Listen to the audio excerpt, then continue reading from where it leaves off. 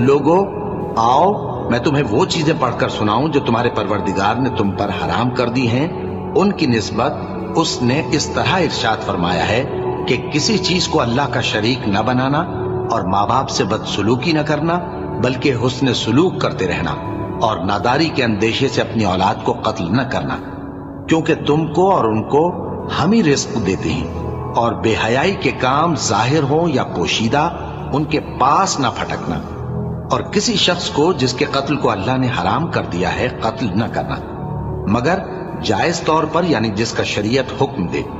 इन बातों की वो तुम्हें ताकीद करता है ताकि तुम समझो। और यतीम के माल के पास भी न जाना, मगर ऐसे तरीक से कि बहुत ही पसंदीदा हो, यहां तक कि वो जवानी को पहुंच जाए। और नाप और तोल इंसाफ के साथ पूरी पूरी किया करो।